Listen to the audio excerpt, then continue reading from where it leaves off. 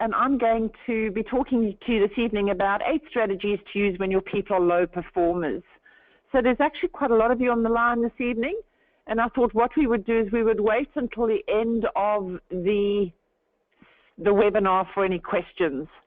I tried to make the webinars as interactive as I possibly can.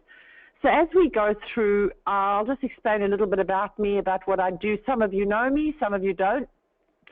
There's a lot of you on the line tonight, so I'll just go through what I think would work best. I'll just put this into beginning, and I'm hopefully that you can actually see the entire screen now. So 8 strategies to use when your people are low performers, and to think about what are those strategies and how can you enhance performance of your people. So a little bit about me, who I am. Some of you, as I say, know me, some of you don't, but my name is Karen Walsh. As I said, I'm a business owner. I run a company called Pure Magic International Business Solutions, and what do? We develop leaders internationally. We do team development across all of the companies and countries in which we work. I do a lot of coaching. I used to be formerly a university lecturer. I'm a psychologist by training, and I work in Africa, Australia, and in Fiji. So I have a really fantastic life, and I'm so grateful for that. My work is really interesting, and I've been developing leaders to grow organizations for over 20 years. So I kind of stumbled into it. Wasn't my initial plan, but I just seemed to grasp it and love it, and so I've grown it as best I could over the years.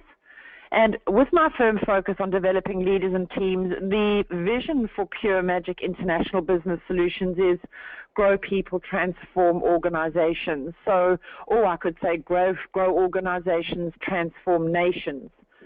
My whole real, I suppose, love of the work that I do around leadership and development is that I believe that if you have really gifted and talented people working, for example, in your organizations, then ultimately organization has to, by definition, thrive.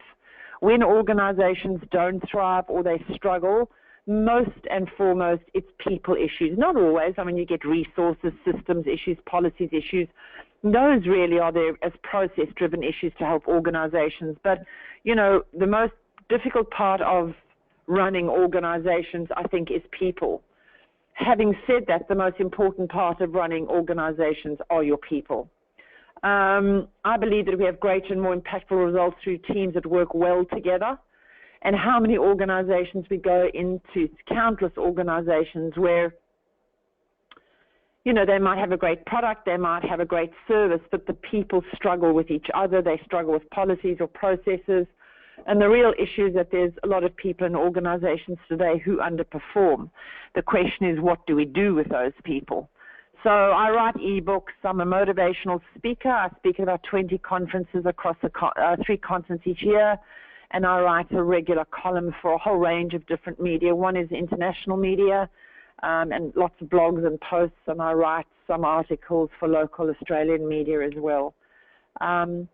This is just a photograph of some of my clients and I in Fiji, Africa. When I'm in Australia, my focus largely is the community sector or the government sector, but not always. I do work in corporates as well. So what I like about the work is that, you know, one moment I could be in childcare, and the next moment I'm working with a government organization, and then 2 minutes later I'm working with a catering organization, and then I'm working with a banking organization. So very diverse, the work that I do, and that's how I like it. So some staggering statistics. I thought that this was, you know, I believe that people who are low performers are people who generally are disengaged.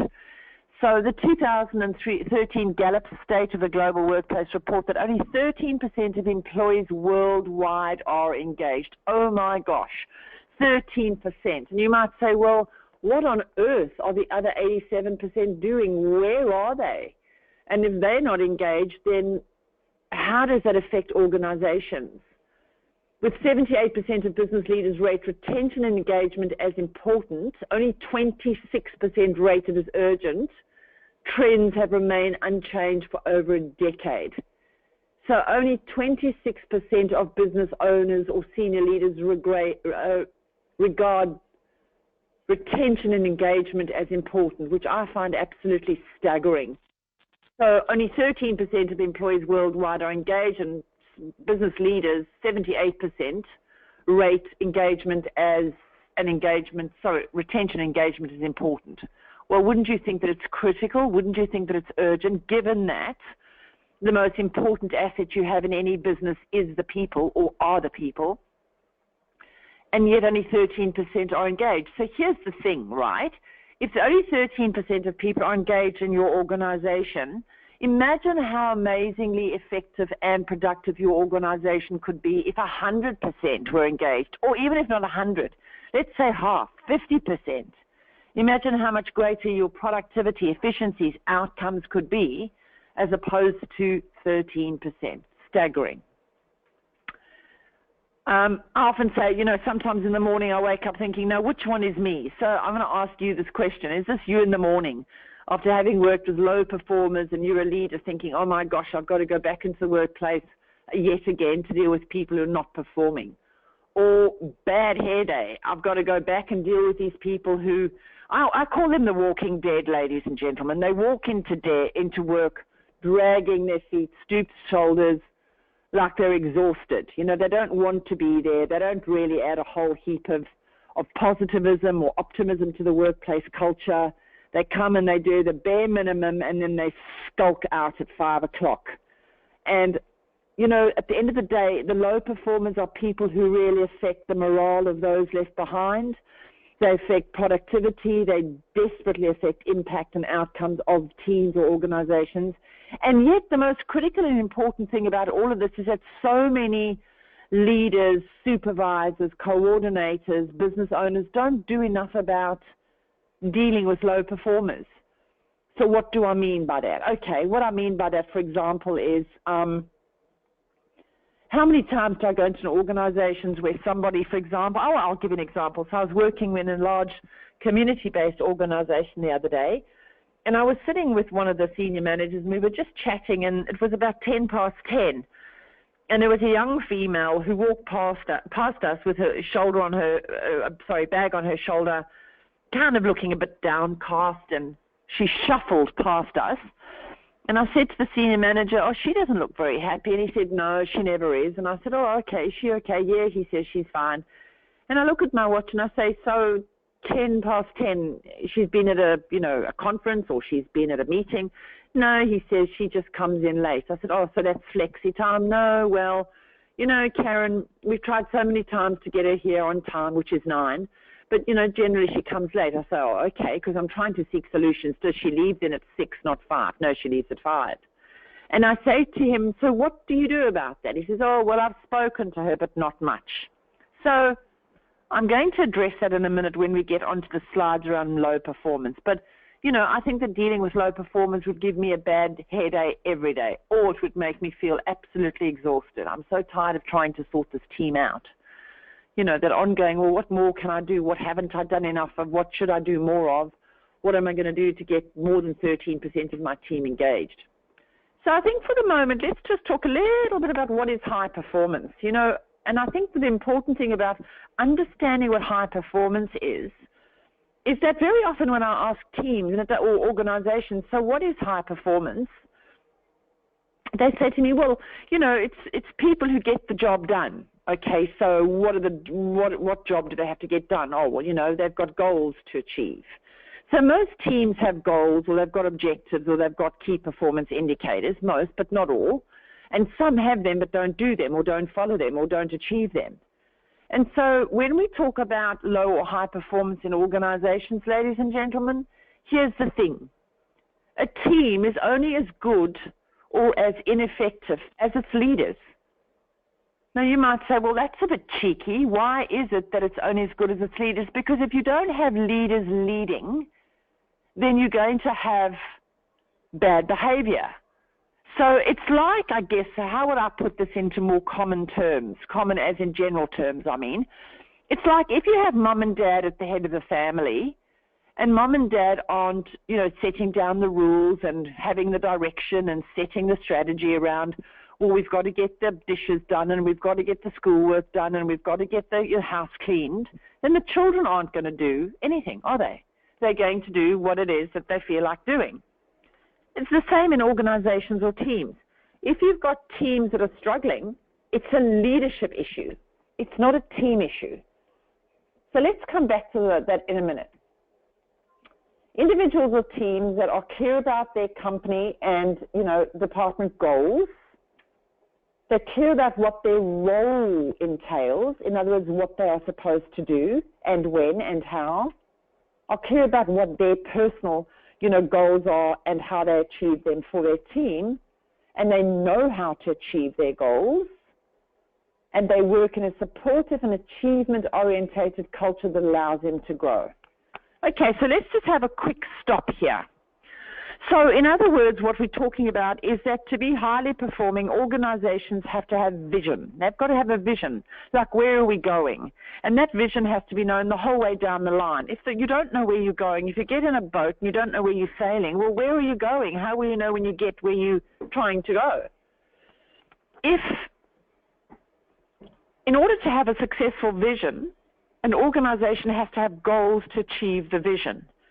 And the goals are organizational goals that everybody has to contribute towards. And then those goals, organizational goals, are broken down into departmental goals, right? So each department has to be very clear about what it is that they need to achieve. And in order for departments to achieve goals, then each role in that department has to be able to be well-defined position descriptions with key responsibility areas, key measurements, i.e. key performance indicators as they're called, and everybody has to have goals in each role to achieve, to make sure that the departmental goals are met, to make sure that the organizational goals are met. So everything is aligned. And ultimately, what then happens is that people are effective in their roles so that they achieve what they paid to do. If you don't have that alignment, so everybody's goal fits into the goal above them, which fits into the departmental goal and the organizational goal, you have a non-alignment. And if you've got the non-alignment, you will have low performers. Let's just quickly talk about a supportive and achievement-orientated culture. I would say that 70% of organizations that we go into have a culture of power and control. So somebody's in power, somebody's the big time boss, and it's a lot of the organizations, and it's not fair to say all because, there are some that really do it very, very, very well, but there's a lot of about, minding my back and protecting my turf. Having an achievement and support culture is about we achieve our goals, we work together collaboratively to do or to make sure that our departmental goals are met, and ultimately our organizational goals. And we do what we can to support each other in that process. And an example will be if I am struggling at work and I'm overloaded, then a highly performing team would be one whereby one of the team members would say to me, can I help you? I can see you really struggling. Or the leader will say, I need to redistribute the work this week or this month because Karen is struggling, and ultimately we need to be fair and equitable in the workload. Where you get teams that don't perform well and where you get low or non-performers, you will often get the that's not my job approach. So how many of you have got the people who say that's not my job? So any of you just answer the question or just say me or say yes, I get that all the time in the question box. If you want to drop down a quick question box, answer. Okay, so a couple of you are saying yes, I get it all the time. Yes, it's part of our culture. Now, when we talk about then if high performance is all of these things are not achieved by teams on their own or individual members of teams. They are set by and driven by the leaders throughout the organization. So when you've got highly performing teams, it's a leadership issue. When you've got low performing teams, it's a leadership issue. And that's why when I travel, around the continents, I do talking about leadership and developing leaders. I make them understand that it's not just about, well, now I'm in the driving seat of the car and I've got, passengers, i.e. my team. It's a very strategic role to be a leader. And many people don't understand how to lead well. Not that leadership is that difficult. It actually is quite simplistic. but it is that many people have never been taught or know how to lead well. So that's what high performance is. And if you have a look at that definition, so we're talking about, are clear about the company and departmental goals, know precisely what their role entails, clear what their goals are, how to achieve them, and work in a supportive and achievement-oriented culture. I'm interested to know if you have to score yourselves out of 10. So do you all know what the company and departmental goals are? Score yourself out of 10. 10 means absolutely, 1 means no. And if you have to score yourself about these, are clear about what your goals are, how to achieve your goals, and the culture, I would be very interested to know how many of you overall score more than 5 or 6 for each of those out of 10. Okay, so let's move on a little bit then. Mistakes are made and lessons can be learned. It's very often when you've got cultures, as I said, where, blame cultures, how come you did that wrong, and how come you were stupid, and how come it's not my fault that this didn't work, it's his fault or her fault. Highly performing organizations are such where you have, okay, so I'm really sorry I made a mistake, let's learn from it and let's move on. Tasks are completed and relationships are good in the team or department and company. So there you've got your high performance. So let's then move on to what's not high performance, i.e. low performance, and what we potentially can do about that. So what is low performance then? It's really interesting because it doesn't really matter which company we go into. You will always have elements of low performance. You might have an overall organizational culture of achievement and support, and then each department has their own subcultures, as we call them. And some subcultures can be very supportive and highly performing teams, but others might be a team where you've got, individuals that are struggling or not performing, and generally, as I said to you, it comes back to a leadership issue. Okay, so each leader needs to be clear about performance or non-performance in their teams. Low performance implies a person or team is not achieving consistently, both in accomplishing the tasks or the goals or in having good relationships within the team. So here's an important point that I just wanted to teach you about. When we talk about highly performing teams, we talk about 2 aspects. One is about tasks, so getting the jobs done, the rostering, the supervision, the team meetings, the quality outputs, the tasks that people are paid to do. And the second, equally as important aspect of teams are relationships. So harmony, we resolve conflict. We know that we're going to annoy each other occasionally, but we resolve problems, we talk them through, we support each other, we have fun. Heaven forbid we have fun.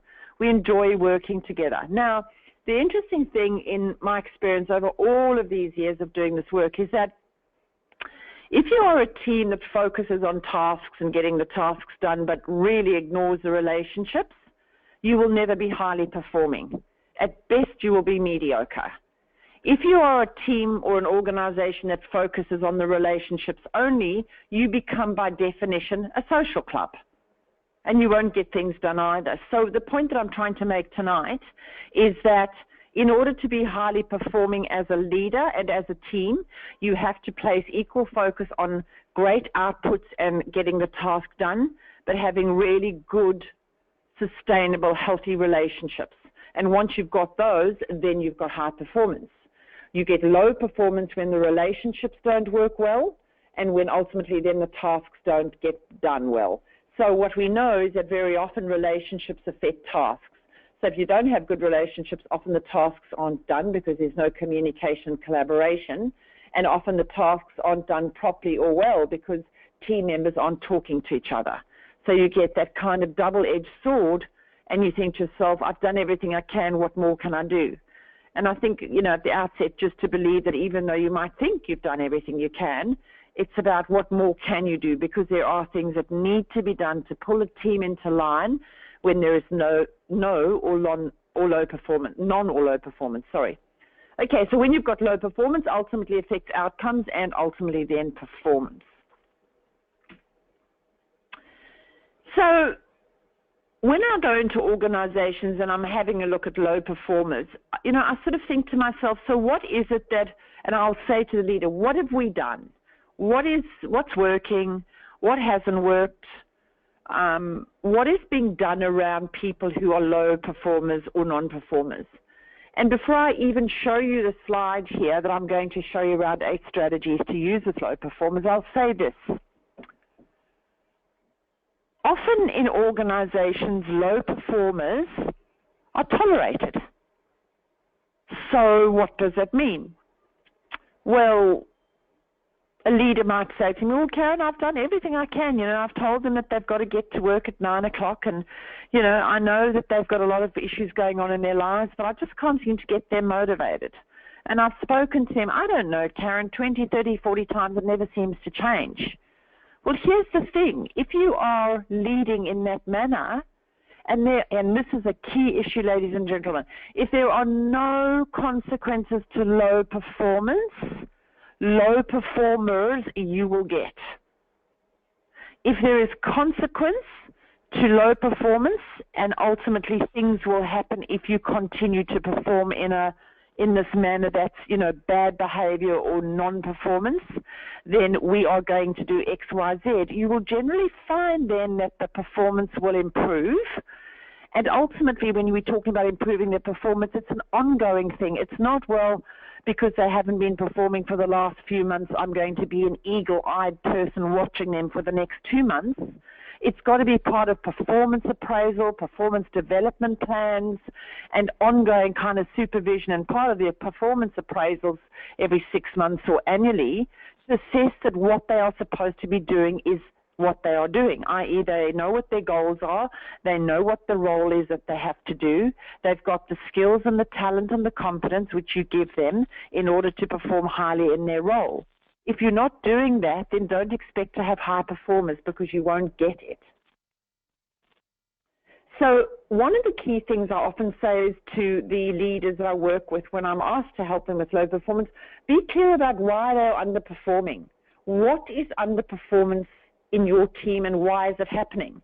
So I can guarantee you that for a lot of the time low performance is because there's not any real clear goal, or there's not any real clear position description, so whose job is it to do what, or there's no clear measurements.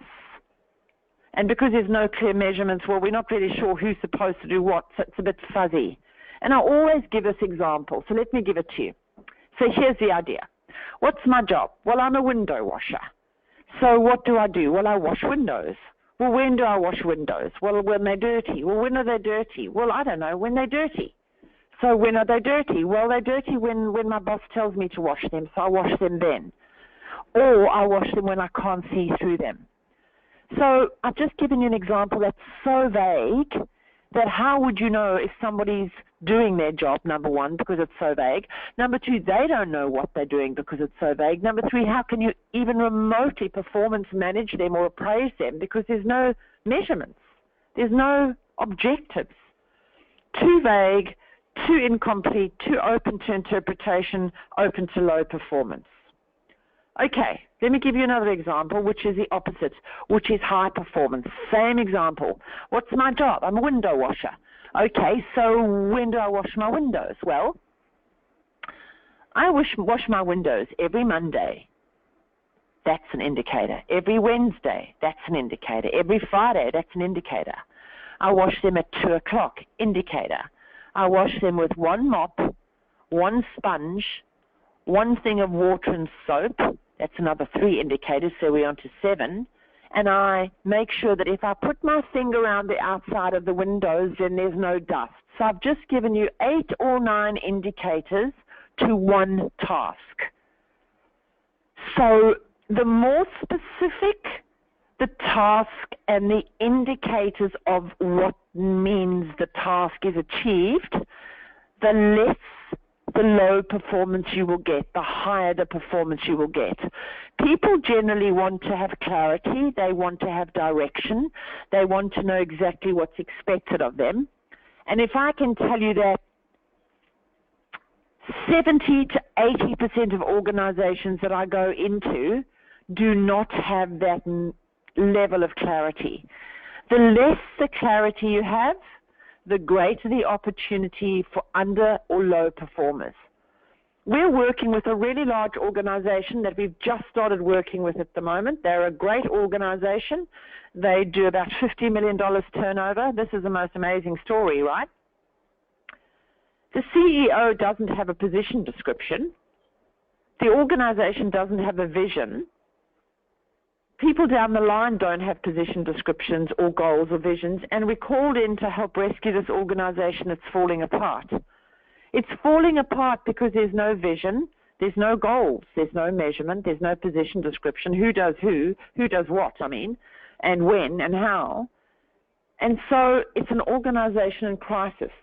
So if your people, ladies and gentlemen, are underperforming, why are they underperforming? I want you to be clear about what it is that you see that you think makes them underperform.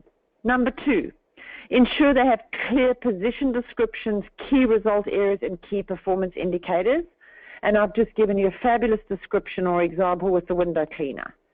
So position description is I'm a window cleaner and I wash windows. Key result areas, I've got to wash windows in the boardroom. So where are those areas that I have to be working? Boardroom and in the garage and down in the basement.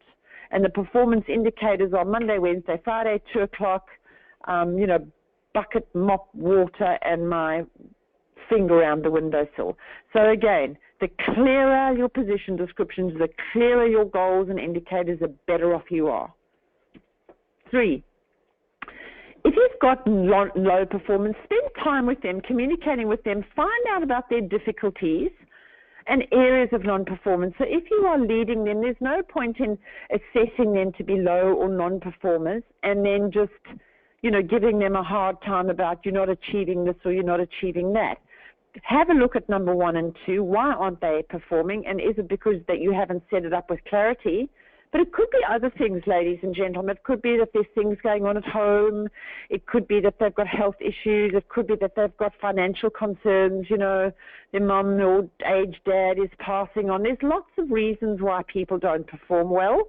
You might, for example, also have a person that's really a good performer, but you've noticed that their performance has dipped in the last couple of months. So it's no good sending them. In fact, I really don't think that, getting HR involved to sort out what's going on is the answer. I think in modern day organizations, it's a leadership issue. You call them in, you connect, you show interest. Tell me what's going on. Is there anything I can do to help you? Do you need to take leave? Do you need some help? Do you need EAP? It's about being supportive of what is going on around their non-performance, because at the end of the day, we're all human beings. We don't all roll on 4 cylinders all the time. And part of leadership role is understanding what's going on in their lives. And if something is affecting their performance, then your role as a leader is to make sure you put in a whole range of different strategies and support techniques to help them go through the difficult situation. Not to just, sort of say, well, that's it, they're out because they're not performing. And number 4 would be to develop a strong plan they need to follow. So, if you've got somebody who's a no or a non-performer, you get them in and you say, well, what are you doing? And they might say, well, I don't really know what to do. I'm not sure about the goals. Then it means you've got to clear up on the goals and the position descriptions and the outcomes. If they say I'm really bad at time management and I struggle with report writing, then you've got a learning and development issue. So you've got to put them through training, around time management and getting things done that they need to do. But in order to do that, and I think this is an important point, it's not just a chat. Let's have a chat around what's going on. It's about developing a plan that they need to follow. So what do they have to do by when? And, what's the process to get that done? So do they have to, join? Let's say it's a time management issue. Okay, so they've got to go and they've got to go to HR. They've got to go to learning and development and make an appointment with learning and development. And they've got to find with learning and development a time management course. They've got to go on the time management course. And then they've got to come back to the organization. This is a critical thing I'm about to tell you, is that whatever they learned on the time management course, they've got to actually present back to their manager and their team. Always good to get that sort of organizational cross-learning. And the manager then needs to incorporate into their goals, the person who's struggling, the new learnings that they've got from the training program. So, for example, if they've gone to the time management and they've learned that they've got to do 6 things every day to be better time managers, then that should go into their position descriptions and goals, or development plan at least, so that they incorporate it into their performance assessments. Otherwise, what happens in organizations time and time again is that people go, and I'm sure there's a lot of you on the line right now, a lot. What happens then, and I'm sure that most of you will identify with this, is that people go on training days and they go to conferences and off they trot for a great day out of the office. But how many of you harness what they've learned and ask them to bring that learning back into the organization? I guarantee you, out of the 60-odd people on the line right now, that 50 organizations would not do that.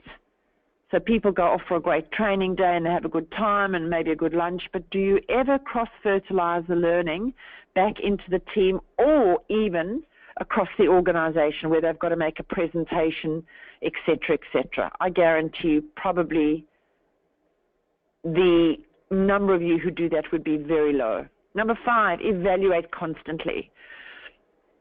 That doesn't mean that you've got to walk around with a pen and a piece of paper and, mark down what they do and what they say. But if you've got a low performer, you've got to have regular assessment as to how they're going, because your intention is to try and help make them become more highly performing, or indeed high performers. It could just be a glitch in what's going on in their lives, as I said when I was talking about point number 3.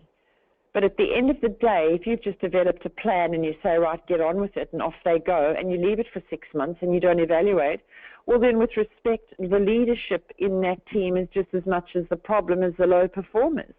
Part of leadership is to have great relationships with your people and watch what they do, because that's what your role is.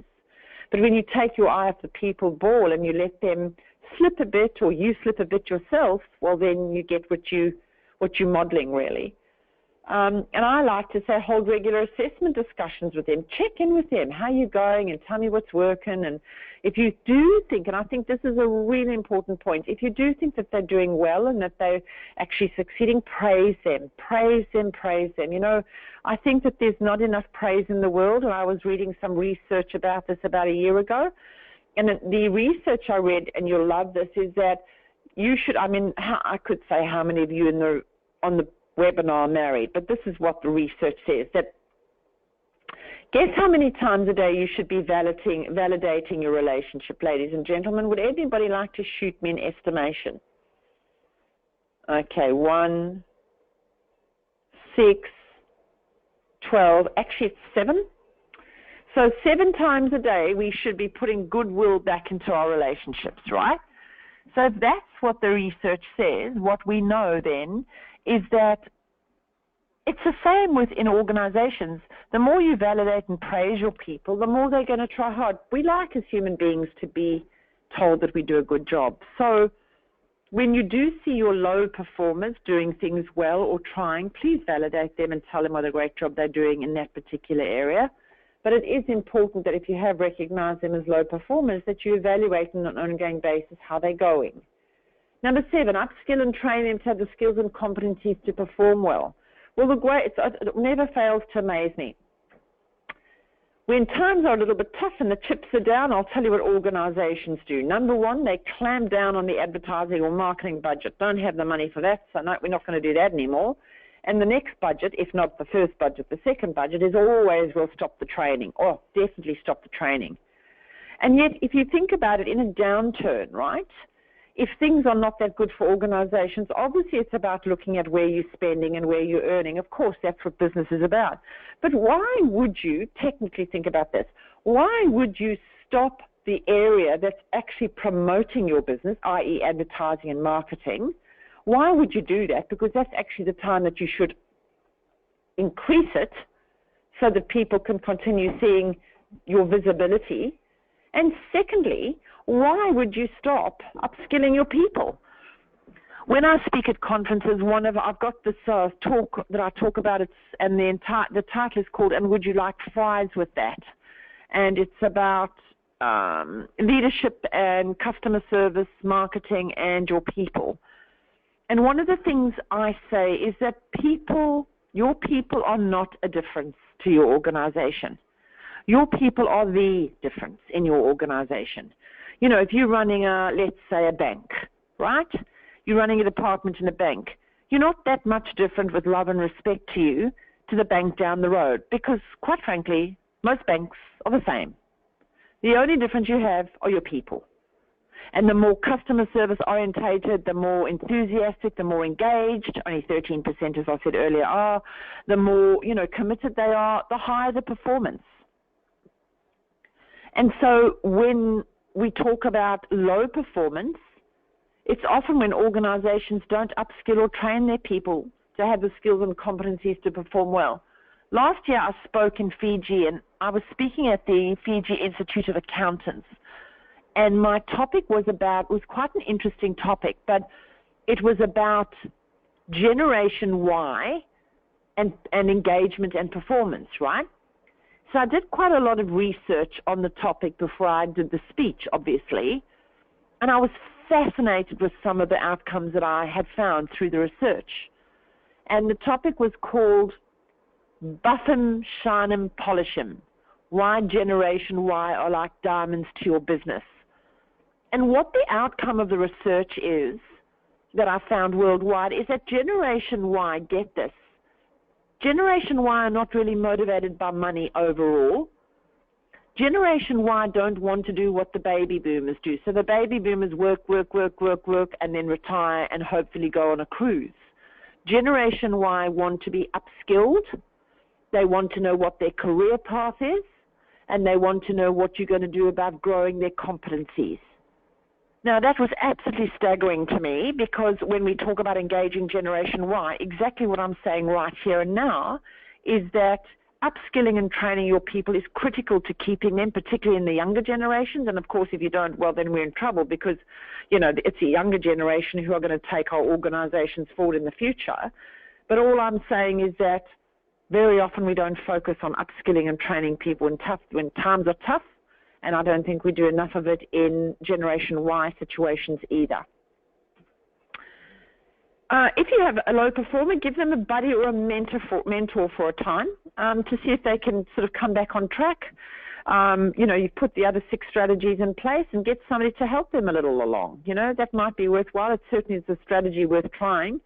Because if you don't try it, well, then you've removed, or you haven't given the opportunity to maybe grow under the wing of somebody who is either competent or a high performer or high achiever and is able to help them.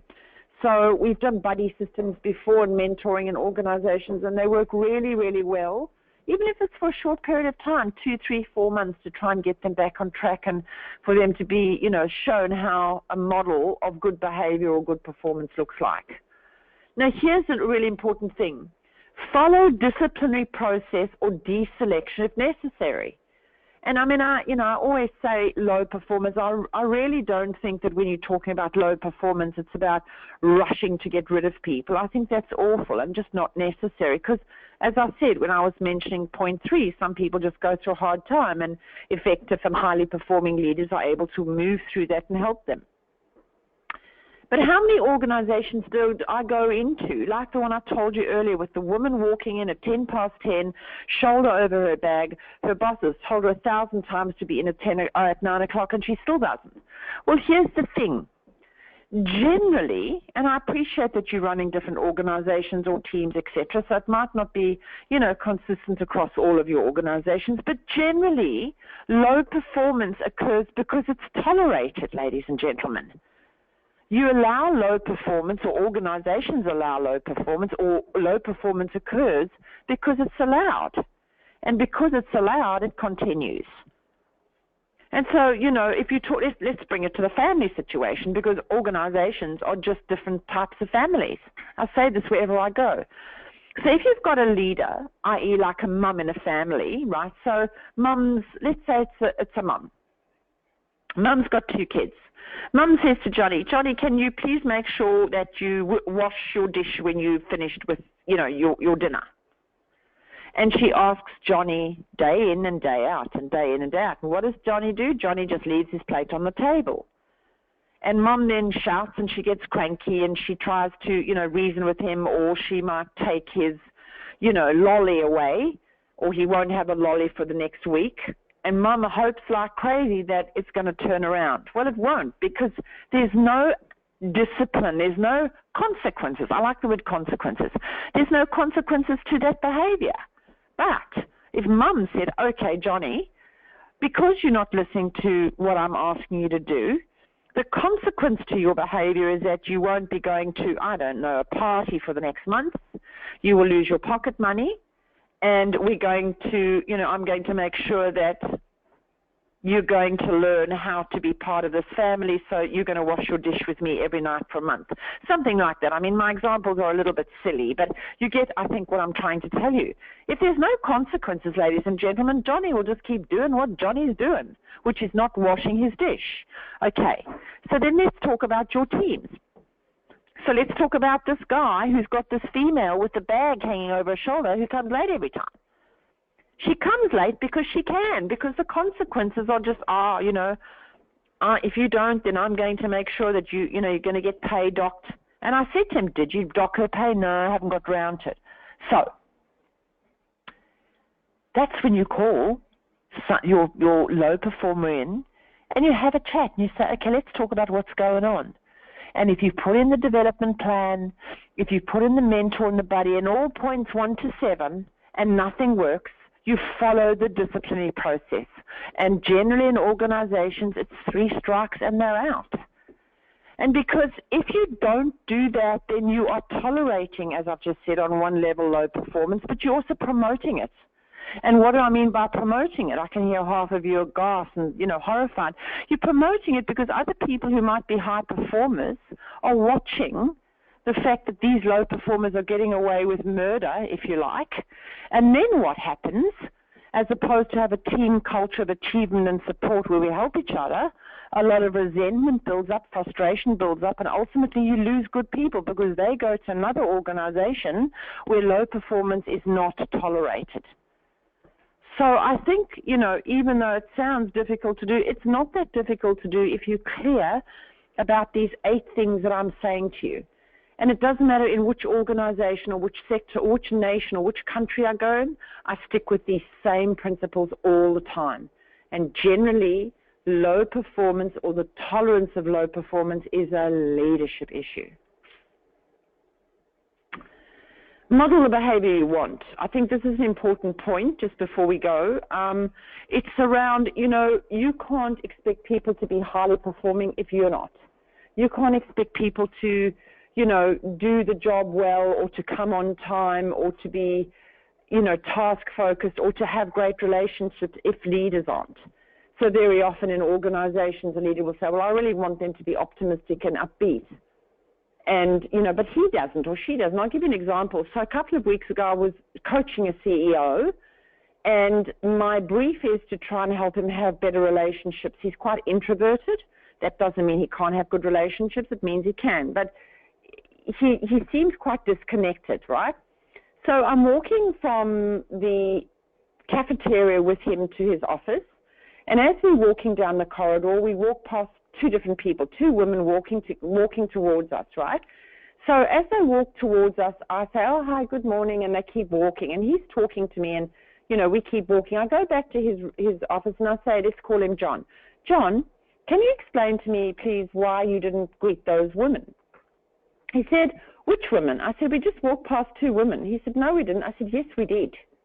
He said, I didn't see them. And I said, well, maybe that's part of the problem, John, is that you want, the organization to have a culture of friendliness and being optimistic and relating well, and yet you don't model the behavior that you want.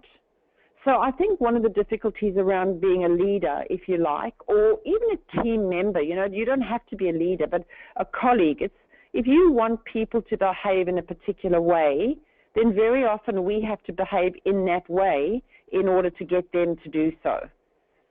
I was working with another organization where, we will greet each other and we will show respect and we will be supportive. And yet some people just come in and they sulk, or you get the people who come in, the nose speaks, or they ignore each other. Now, if you've got a team that's constantly conflicting, it's a leadership issue. I hate to say this, but 9 times out of 10, issues in organizations fall at the feet of leaders. So if you want to lead well, or if you want to be a good team player and a great colleague, you've got to have behaviors that people want to model, because you are the go-to optimistic person who people rely on and who people believe in. So, look, moving forward, even though in all of the webinars that I give, and I give them often, even though I try and help as best I can, give some strategies and give some ideas as to what you could use in your organizations, a lot of the time, whilst there are some you could do, you probably need some strategy around, a process or strategy around a technique to actually put it all together. So how can we help? Well, how can we help in many ways? We run leadership and specific team development programs, but I must say that what I find very often is that I'm actually starting to do a bit of this and a bit of that. So instead of taking some of our off-the-shelf programs, I find that we tend to be doing more custom design. So going to organizations and sort of move things around to make it really, really specific to a particular organization. We run 24 one-day management and staff programs, so conflict resolution, the resilient worker, the emotionally intelligent leader, accidental counseling, dealing with workplace bullying and harassment. They're all on our website. I've got 2 websites, but they're all on the Pure Magic website. We do coaching, CEO coaching, executive coaching, and down the line. And we run some great leadership retreats, generally 3 to 4 days. We take leaders away and do a lot of fun team building, leadership reflection, leadership theory. So I encourage you then to go to www.puremagicbusiness.com.au, see what we offer, see what we do. I write copious quantities of blogs, articles, LinkedIn. So if you'd like to follow me on the things that I'm writing about, you're very welcome to. I'm on Facebook as well. I do a lot of conference speaking, 20 to 30 a year across Africa, Fiji, and Australia. So if you'd like any of a conference speaking, you're welcome to get in touch with me. This is a little discount, I believe, that we're giving you. If you wanted to book a program before the end of May, you get a 5% discount. 2, you get 10. For longer programs, which are 4 to 8 months, we discuss discounts later, I think it is. And if you are interested in booking, I just need you to put the code 2360 in, because that is attached to a value discount. So that's what we do. I'm very available for any questions that you may have or any concerns that you have. Please go to our website and have a wander around. We're actually in the process of redoing a website, doing a new website, because I think the website we need is I want a bit more clarity on the website. And also doing a new logo, which I think is important. So are there any questions, ladies and gentlemen, at this time that you may have about your organization and your team? Please post them on the question box now.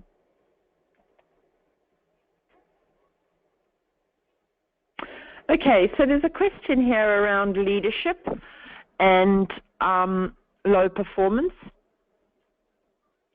And the question is, what do I do if somebody's consistently low performing, but they're the only breadwinner in the family? It's such a hard question, because I'm always struggling between tasks and relationships. Tasks, trying to get the job done, and, really feeling empathy and compassion for people who might struggle in life overall.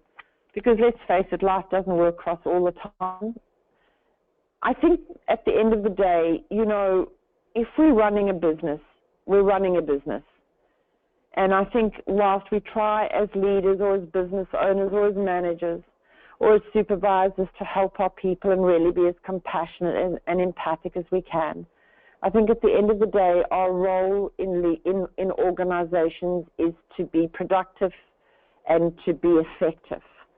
And because you're running a business, you really have to go through the 8 stages of dealing with low performance, regardless of if they're the only breadwinner or not, because otherwise you're sending messages to other people in your team and indeed in your organization about, what you are prepared to accept, and if it's substandard, then don't be surprised if you start getting other substandard performers. I've got a question here about the issue of resentment in teams around performance. And the question is to do with, why is it that there's resentment in teams about some people performing lowly and performing highly? Okay, so generally what the answer to that question is that if you've got a team where there's a lot of conflict and resentment, you get resentment for a whole range of different reasons, and this is with my psychologist hat on. High performers, or people who do what they're supposed to do, often get resentful if they feel they are carrying low or non-performers. So why is it that I'm always the one who has to do more than they? How come they come to work late and leave early? And how come I always get to work on time and leave at the right time? So when you've got inequity, when you've got inequality, you're going to get resentment. It's a basic premise of human behavior, which comes back to what I was saying about, being consistent in your rules. If it's from 9 to 5, then it's 9 to 5, unless you've got flexi time, right? Or if you decide, okay, well, Samantha has agreed to come from 9 to 4, and Johnny has agreed to come from 10 to 5 because that's the agreement they have with their leader, coordinator, supervisor, stroke manager, then that's fine. And as long as that's known throughout the team that we come at different hours and when we are together we have a good time and we work hard, then that's still a highly performing team. It's when we are all supposed to be at 9 and Sally arrives at 15:15 and, Jacinta arrives at 20 past, that you're going, and consistently, and the people or the person who's the leader of the team is not seen to be doing anything about that the resentment will arise. And generally that resentment arises from high performers towards low performers.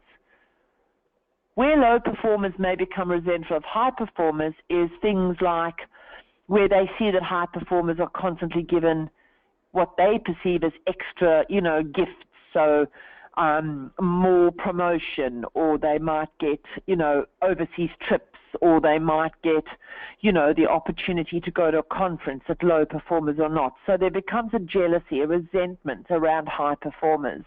And again, whether it's both high performance or being resentful for against low performers, or low performers being angry at high performers, it's a leadership issue. And it's a leadership issue because the team is not consistently set up with regards to rules and behaviors and consequences. So as soon as you've got that inequity, that inequality, that tolerance of non-performance, you're going to have problems around resentment and conflict in teams.